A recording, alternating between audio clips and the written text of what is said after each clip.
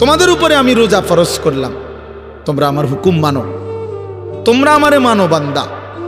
রোজা মানে বিরত থাকা, সিয়াম মানে বিরত থাকা, তার মানে গুনাহ থেকে বাঁচো, হালাল বস্তু থেকে বাঁচো। আমি তোমাদেরকে হারাম তো হারামই, হারাম থেকে আবার ফিরাবো কেন? হারাম থেকে তো ফিরতে সারা বছরের জন্যই বলে দিছি। তো আমি রমজান মাসে তোমাদের 3টি হালাল খাবার হালাল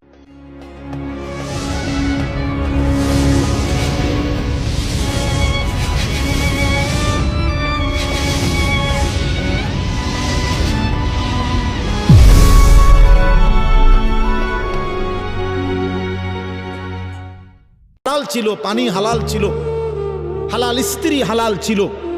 আমি রমজানের 30টা দিন, একটা মাসে তোমাদের জন্য খাদ্য, পানি, স্ত্রী, এই 3টা জিনিস হালাল বস্তু আমি হারাম করে দিলাম। যেন আমি বুঝাইতে চাইলাম যে দেখো আমি আল্লাহ যেখানে হালালটাও হারাম করে দিলাম, সেখানে হারামটার প্রতি আমি আল্লাহর কি পরিমাণ ঘৃণা। যেখানে হালালটাই ছেড়ে দিতে বললাম, সেখানে হারামটা ধরে রাখার কোনো সুযোগ আছে? অতএব মিথ্যা, চুরি, ডাকাতি, জিনা, ব্যভিচার, মদ, জুয়া, নাচ, গান, সুদ, ঘুষ, মা বোনদের বেপর্দা জিন্দেগি ছেড়ে দেন, ছেড়ে দেন। একজন বুঝলে একজনে, কোনো অসুবিধা নাই, আমার কোনো আফসোস নাই। আমি সব সময় ফেরিওয়ালার মতো আমি বুঝি, একজনই শুনুক, একজনই যদি ভাবে আলহামদুলিল্লাহ। সংখ্যা দিয়ে আমি কি করব বুঝেন নাই? 10 কোটি মানুষ আমারে মনে করেন আলগি দিছে, তো কি এটা আমার কবর রাজাব মা। বাংলাদেশের একেবারে মনে করেন 50 লাখ লোক আমার চিনে, তো কি এটা আমার কবর রাজাব মা। তো আর কি, পরিচিতি, অপরিচিতি, জনপ্রিয়তা, এগুলো কোনো বিষয় না, এগুলো কোনো মুখ্য বিষয় নয়। বিষয় হলো আল্লাহর কাছে গ্রহণ হওয়া, আখিরাতের মুক্তি পাওয়া, জাহান্নাম থেকে মুক্তি পাওয়া। অতএব আজকে এতটুকুই মূল কথা। আমরা প্রত্যেকেই এটা ভাবি, আমরা মুমিন।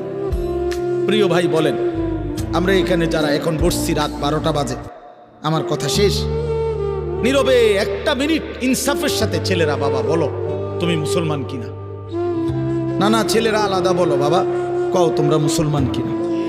প্রিয় বাপ বলো তুমি মুসলমান কিনা? তুমি মুসলমানের সন্তান কিনা? চাইলে তুমি সিদ্ধান্ত দাও আজকে। বয়স্ক যারা আছেন তারা আপনারা বসা থাকেন, কিন্তু তোমরা যারা 30 বছরের নিচে ছেলে, তোমাদের বয়স, বুঝে শুনে ধোঁকা দিও না, আল্লাহর সাথে ধোঁকা করো না, আল্লাহর সাথে মস্কারি করো না। হাদিসের মধ্যে আছে, এক লোক নবীজির সামনে বাম হাত দিয়ে খাইতেছিল, মুসলিম শরীফের হাদিস। নবীজি তারে বলছে ডান হাতে খাও, তখন সে বলছে আমি ডান হাতে খাইতে পারি না। নবীজি বলছে তাইলে আর পারবাও না, কসম আল্লাহর। ওই হাদিস আছে, সাহাবী বলে ওই লোক আর কোনোদিন ডান হাত মুখের কাছে আনতে পারে নাই, কারণ সে তো মূলত মিথ্যা বলছিল, অহংকার করে বলছিল। এই জন্য আমি অনুরোধ করছি, তোমরা যারা 30 বছরের নিচে আছো ছেলে বাবা, তোমরা দিল থেকে বুঝে শুনে তোমরা নিয়ত করে দাঁড়াও, যে এই কথার নিয়তে দাঁড়াও, যার ভালো লাগে যে আমি ইনশাল্লাহ চেষ্টা করুম ফজর সহ 5 ওয়াক্ত নামাজ পড়তে। তুমি সিদ্ধান্ত নিয়ে বলো যে আমি চেষ্টা করব, আমি নারী, ছবি, অশ্লীল দৃশ্য থেকে, মোবাইলের অশ্লীল ছবি থেকে নিজেকে বাঁচাইবার নিয়ত করলাম, সিদ্ধান্ত করলাম। আল্লাহ তৌফিক দিলেই তো পারবা, ঠিক কিনা বলেন না কেন? অতএব নিয়ত করে হিম্মতের সাথে যে আসলেই হুজুর আমি দিল থেকে বললাম, এই নিয়ত করে দাঁড়াও, যার ভাল লাগে দাঁড়াও, কোনো বাধাবাধকতা নাই, যার মন চায় দাঁড়াও, আমার কোনো জোরাজুরি নাই। বাকি তুমি দিল থেকে বলো, মন থেকে মনে নিয়ত করো, তোমার দিলে তুমি, কারণ তোমার কবর তোমার, আমার কবর আমার। তোমার ঘরে তুমি ফিরবা, আমার ঘরে আমি ফিরব। সবাই রাজি তো ইনশাআল্লাহ? আল্লাহ তাআলা তৌফিক দান করেন। বসো বাপ, আল্লাহ কবুল করে নেন। মনে করো ঠকবা না, মনে রাখো নামাজ পড়ে কেউ ঠকে না, না পড়ে ঠকে। গুনাহ ছেড়ে দিয়ে ঠকবা না, বরং গুনাহ ছেড়ে দিলে দামি হইবা ইনশাআল্লাহ। দামি হইও, নিজে দামি হবা, মনে রাখো।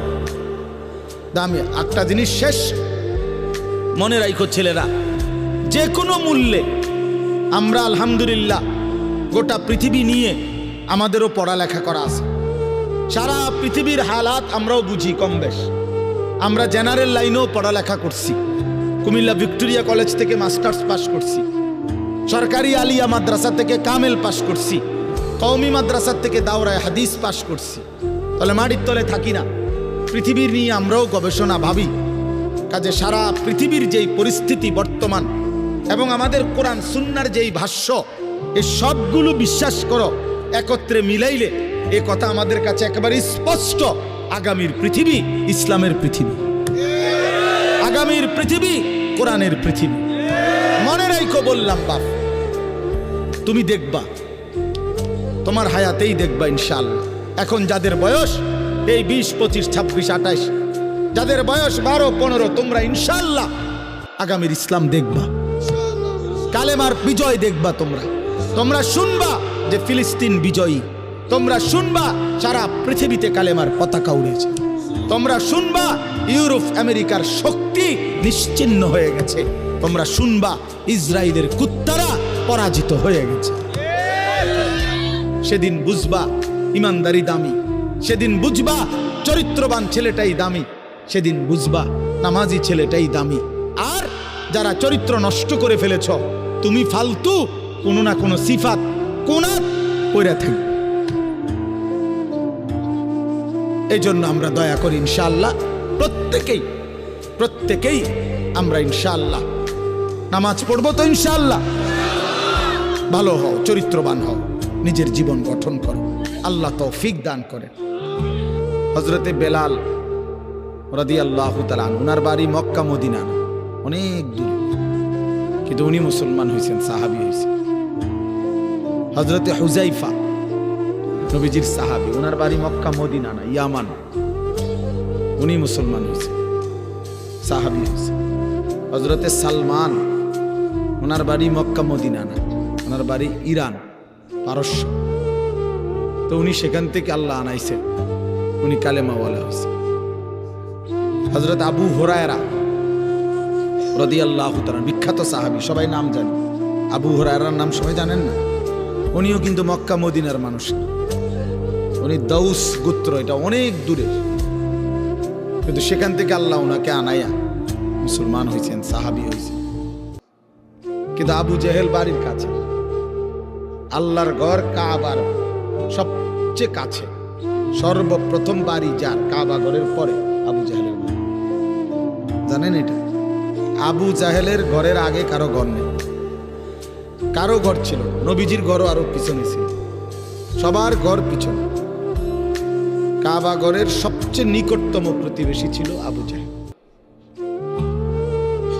তো কি হয়েছে এতে? কিন্তু বদনসিব, আবুল আহাব কাছে ছিল, বঞ্চিত। এই জন্য এটা আসমানের ফয়সালা। এত কাছে থেকে বঞ্চিত হলো কেন? এত দূরের থেকে আসলো কেন? বুঝছেন না হিসাবটা? তাহলে মূলত ফয়সালাটা কার? ইউতিহি মান ইয়াশা। আল্লাহ বলছেন আমার অনুগ্রহ, আমার দয়া, আমি যাকে ইচ্ছে করে দিয়ে থাকি, আমি যাকে ইচ্ছে করে দিয়ে থাকি। এই জন্য বললাম আর কি, আমি সবাই শুনতে পারবে, শুনবে, এটা জরুরি না। আল্লাহ যাকে পছন্দ করে, ইচ্ছে করে, তাকে আল্লাহ তাআলা দ্বীনের বুঝ দান করে। হাদিসের মধ্যে আছে, মাইয়ুরিদিল্লাহু বিহি খায়রান ইউফাক্কিহু ফিদ্দীন। আল্লাহ যার ভালো চান, কল্যাণ করতে চান, তাকেই আল্লাহ তাআলা দ্বীনের বুঝ দান করে, দ্বীনের বুঝ দান করে। নবীজি বলেন, ইজা আরাদাল্লাহু বিআবদিন খায়রান ইস্তা'মালাহু। আল্লাহ যখন তার কোনো বান্দার ব্যাপারে ভালোর ফয়সালা করে, আল্লাহ তাআলা তাকে কাজে লাগান। সাহাবীরা জিজ্ঞেস করছে, কিভাবে কাজে লাগান? কাইফা ইস্তা'মিলু, হে আল্লাহর রাসূল, আল্লাহ তাকে কাজে লাগান কিভাবে? তো নবীজি বলেন, ইউওয়াফিকুহু লিআমালিন ক্বাবলাল মাউত। আল্লাহ যাকে ভালো চান, তাকে মৃত্যুর আগে আগে নেক আমল করার তৌফিক দান। এটাই তারে কাজে লাগাইছে, যে ঠিক আছে, তোমারই দিয়ে আমি আমার সিজদা দেওয়াবো, তোমারই দিয়ে আমি আমার ঘরের খেদমত নেব, তোমারে দিয়ে আমি আমার কোরআনের খেদমত দেব। আল্লাহ তাকে আমলের তৌফিক দিয়ে থাকেন। তাইলে এই জন্য বললাম, এটা সব সময় মনে রাখবে, আল্লাহর দেওয়া তৌফিক ছাড়া বান্দা নামাজ পড়তে পারে না।